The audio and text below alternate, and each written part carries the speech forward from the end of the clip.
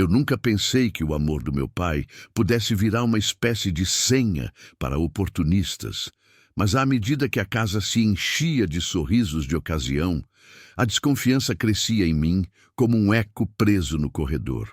Meu pai, Álvaro, fora viúvo por 8 anos. Construíra um império silencioso de transportes, sem placas com o rosto dele, sem entrevistas.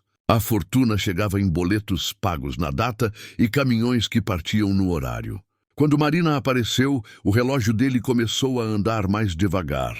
Ele ria com menos pressa, dizia bom dia aos funcionários pelo nome e reaprendeu até a quebrar os próprios rituais.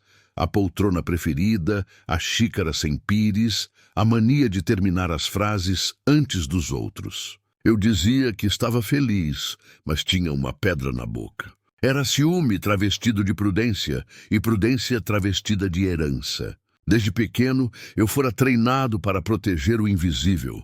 Contratos, cláusulas, o segredo de que o pai forte também cansa.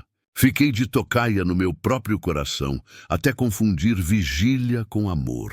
A ideia me veio como quem encontra um objeto esquecido no fundo da gaveta. Simples, indecente e eficiente.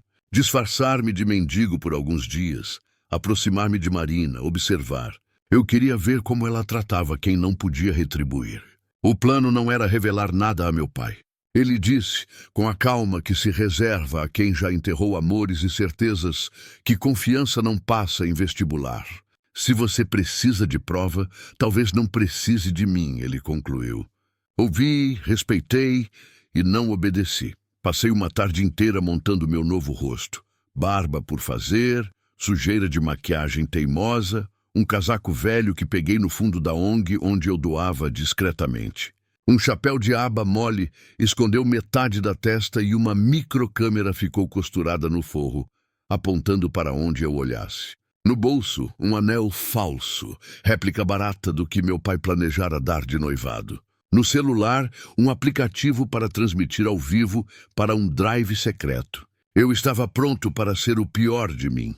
A mansão do meu pai nunca me pareceu tão hostil. O vidro espelhado que de manhã refletia o céu agora me devolvia um homem de rua. O porteiro me olhou com pena e com o protocolo. Expliquei que precisava falar com a senhora Marina, que eu tinha uma mensagem que interessaria a ela. Ele pediu que eu esperasse na calçada e avisou por rádio. 10 minutos depois ela surgiu. Uma presença elegante e discreta, vestido azul escuro, os cabelos presos num coque prático.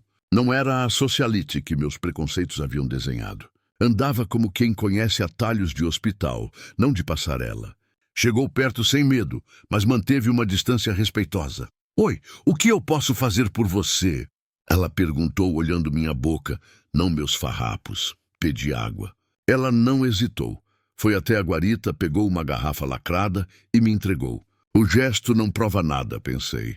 Gentileza barata é publicidade. Agradeci e disse que estava com fome, mas que não queria dinheiro. Queria um serviço. Ela sorriu e respondeu que podia me dar um sanduíche e verificar com o porteiro se havia alguma vaga de trabalho temporário na manutenção do jardim. A palavra trabalho me atingiu como um vento quente. Ainda assim, mantive a postura de quem empurra um carrinho invisível e recita o pior da própria biografia. Qual seu nome? Perguntou. Léo, respondi.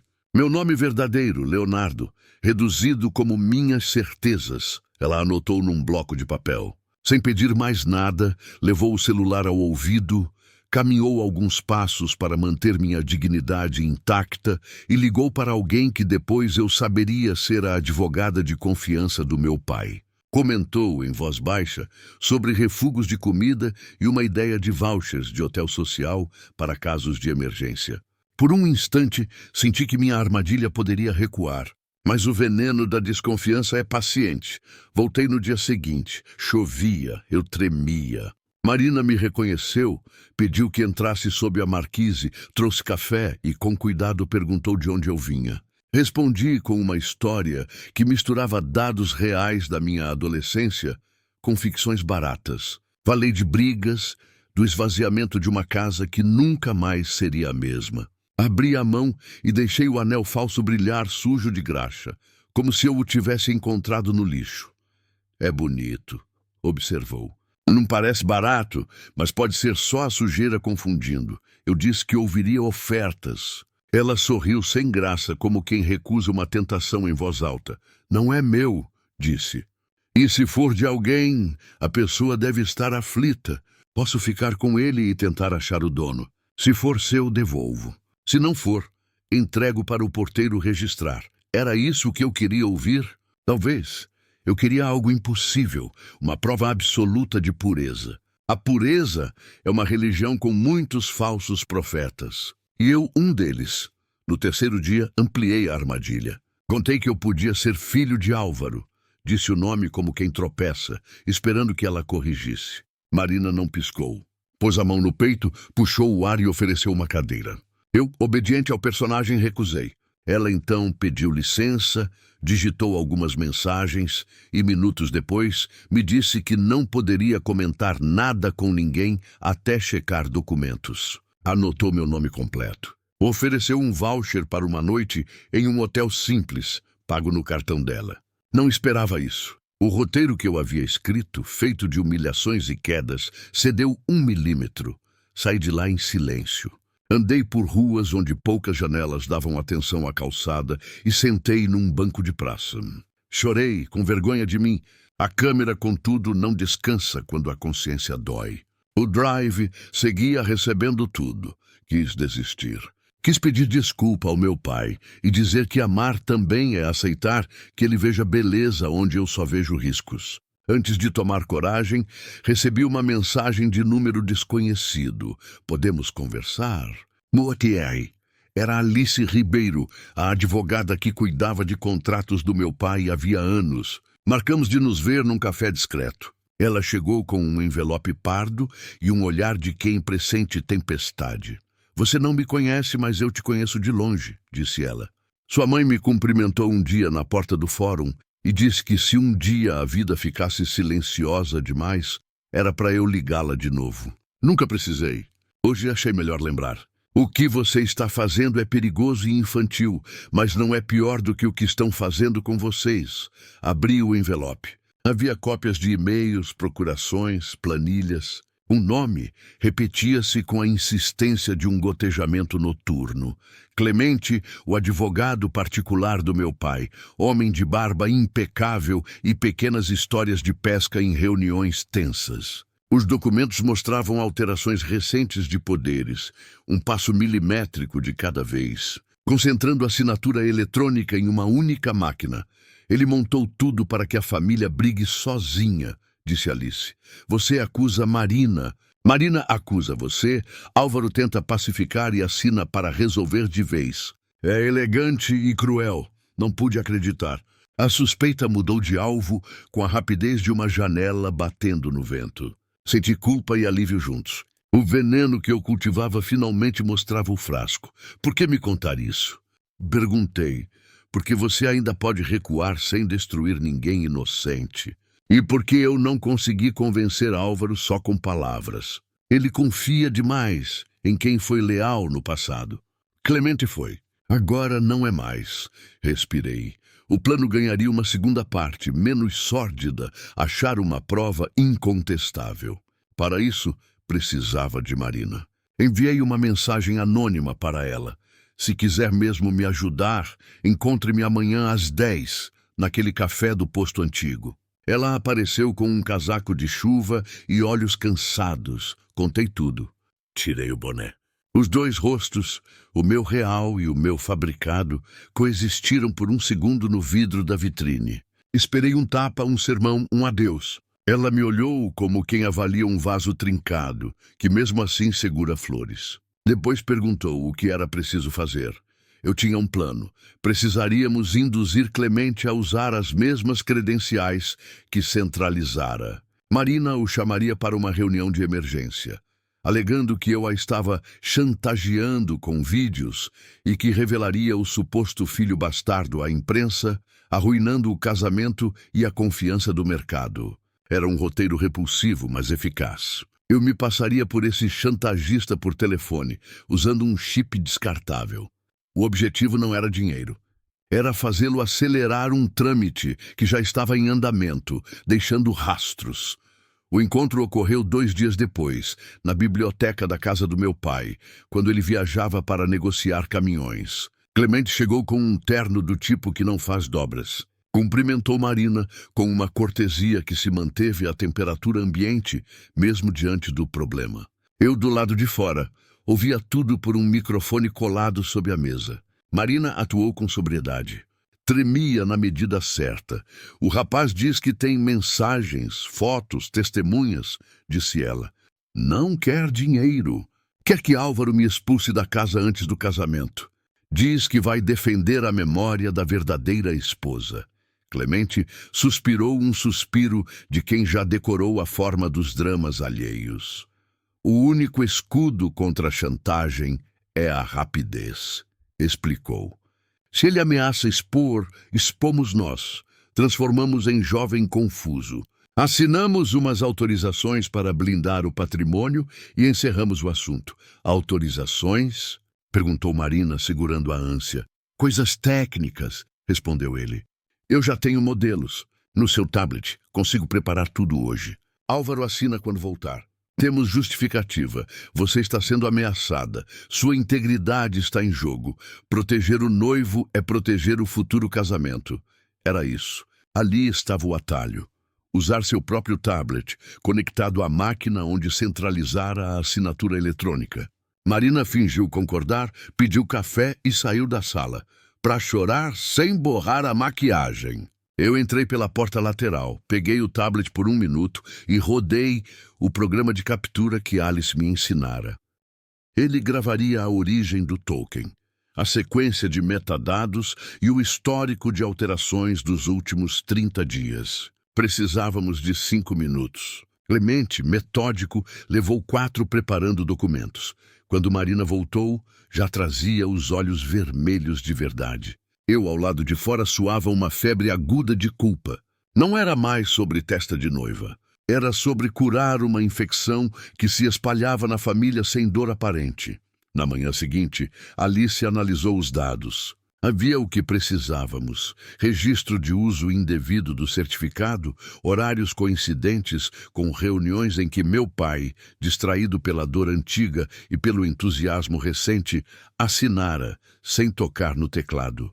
Havia também a minuta de um aditivo que, se aprovado, tornaria Clemente indispensável por 12 meses, com poderes emergenciais. Ali eu senti algo que não sentia desde o último abraço da minha mãe, o peso de uma decisão irreversível. Eu devia confessar ao meu pai cada passo mentiroso.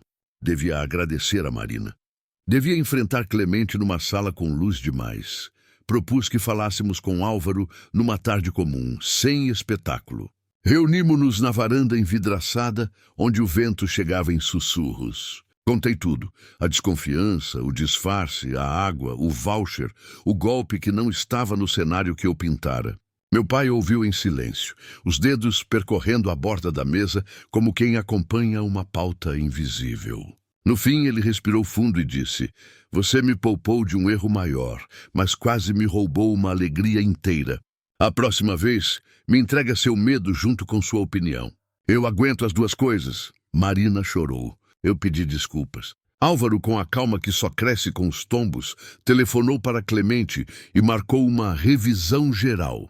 Alice sentou-se conosco com a lei no colo, como quem segura um mapa quando a estrada avisa que virou rio.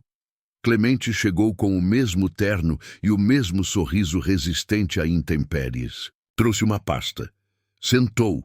Falou das autorizações, como quem recita uma oração de domingo. Então Álvaro abriu o envelope com as provas e perguntou por que seu nome assinava quando sua mão dormia. O advogado, por 1 segundo, deformou a expressão como metal ao sol. Depois compôs-se, tentou razões técnicas, culpou atualizações, sugeriu invasões. Alice, sem elevar a voz, desmontou cada hipótese. Mostrou a coincidência dos IPs, apontou as rotas, exibiu a cadeia de eventos, relacionou a pressa súbita com pedidos emergenciais e, por fim, deixou que o silêncio dissesse o que faltava. Álvaro não gritou. Nem precisava. A vergonha sabe decifrar murmúrios. O som que ficou na sala foi o último estalo seco de uma confiança quebrada. Era quase o ritmo de uma caneta que escrevia sem braço. Eu confiei em você, disse meu pai, e foi como ouvir a madeira partir no meio do inverno. Você vai responder por isso. Não hoje, não aqui, mas vai. Clemente saiu escoltado pelo silêncio. Houve processo, houve manchete discreta no caderno que ninguém lê até precisar. O noivado, que poderia ter se tornado um campo minado, virou pacto. Por sugestão de Marina, assinaram um acordo nupcial com cláusulas claras e gentis. Foi a forma que ela encontrou de me dizer que uma prova pode existir sem teatro. Eu, por minha vez, prometi a mim mesmo que nunca mais testaria o coração de alguém por meios que enfraquecessem o meu próprio. No dia do casamento civil, uma cerimônia mínima, participei de um gesto pequeno que parecia gigantesco por dentro. Fui até a ONG e devolvi o casaco usado no disfarce. Pedi que fosse entregue a alguém que enfrentasse o frio real, não o frio inventado por um filho desconfiado.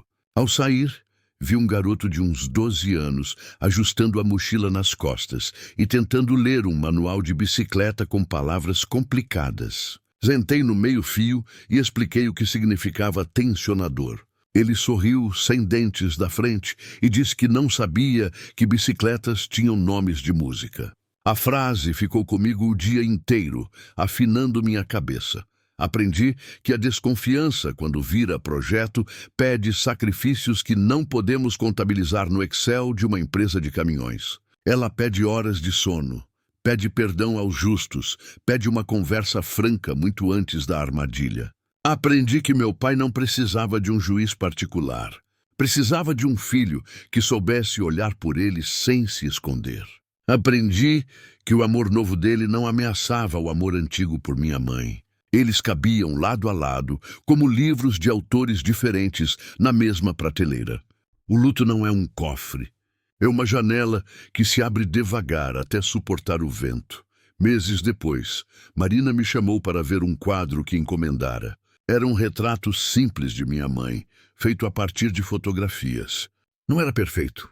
Nenhum retrato é, mas capturava algo exato no sorriso. Eu entendi ali porque meu pai a escolhera. Ela olhava para a vida com compaixão, mas também com método. Dava a mão. Não entregava a carteira. Abraçava. Não apagava quem veio antes. Era o equilíbrio que eu precisava aprender. Nas noites em que a casa fica silenciosa, caminho até a biblioteca e repito um ritual. Abro a gaveta, confiro as chaves, passo o dedo nos livros de capa dura, ligo e desligo a luminária como se acendesse um farol para barcos invisíveis. Penso em Clemente e no modo como a lealdade pode apodrecer sem barulho. Penso em Alice e no modo como a coragem prefere o corredor estreito às escadas aplausíveis. Penso em Marina e naquela garrafa de água entregue a um homem que ainda era eu e já não era mais. Penso no meu pai e nas rugas novas que não vieram do tempo, mas dos sustos. Cada pensamento é uma pequena restituição. Uma noite, encontrei no envelope antigo o anel falso, aquele da minha encenação, ainda sujo de uma graxa que não sei de onde veio. Lavei o metal barato, devolvi para a caixa de lembranças e escrevi num pedaço de papel uma sentença que talvez eu só tivesse coragem de dizer assim, sem plateia. A confiança não é uma prova, é um trabalho. Dobrei o bilhete e deixei sobre o anel. Se um dia eu tiver filhos, quero que leiam e discutam comigo, sem disfarces, sem personagens. Quero ter aprendido até lá a dizer a verdade sem precisar de armadilhas para me ouvir. No primeiro aniversário de casamento, preparei um jantar. Fiz o prato que minha mãe ensinara e que Marina agora aperfeiçoava com ervas que plantava nos fundos. Serve-se em silêncio e celebra-se com garfos que tocam o prato de vez em quando, como sinos muito pequenos. No fim, levantei a taça e brindei ao que finalmente entendera. Algumas pessoas passam no teste não porque foram submetidas a ele, mas porque nunca precisaram ser. Quando o amor dispensa todo o tribunal, o coração descansa, dormimos em paz. E pela primeira vez, desde que a desconfiança se tornara meu idioma secreto, acordei no dia seguinte falando outra língua. A dos que confiam com olhos abertos e mãos ocupadas. A casa, antes ameaçada por fantasmas que eu mesmo inventei, voltou a ser lugar de futuro. E eu, filho de um homem que aprendeu a perder e recomeçar, finalmente aprendi a ganhar sem derrotar ninguém. Semanas depois, levei adiante uma promessa que nasceu naquele dia sob a marquise. Com a ajuda de Marina e de Alice, registrei um pequeno projeto no bairro. Um circuito de acolhimento que não dependia de grandes verbas, mas de compromissos simples. O porteiro da nossa rua topou fazer o primeiro registro das pessoas que pedissem água e conversa. A padaria aceitou trocar pães perto do vencimento por vales discretos. A pousada do seu Osvaldo cedeu, 2 noites por mês, um quarto que ficava sempre vazio nas terças. Não resolvemos a cidade. Resolvemos a rua. E às vezes, isso basta para que um pedaço do mundo respire melhor. Na planilha que eu insistia em manter, os números pareciam pequenos, mas o que eles não diziam era o mais importante. Rostos que deixaram de ser invisíveis, nomes que viraram presentes, histórias que ganharam um pouco de descanso. Eu que quis tanto vigiar, aprendi a acompanhar. É diferente. Vigiar pesa. Acompanhar cria passo. E quando a gente anda junto, o medo perde um pouco do peso que carregou à toa. Quando o outono chegou, plantei uma árvore no quintal. Pedi a Marina que escolhesse.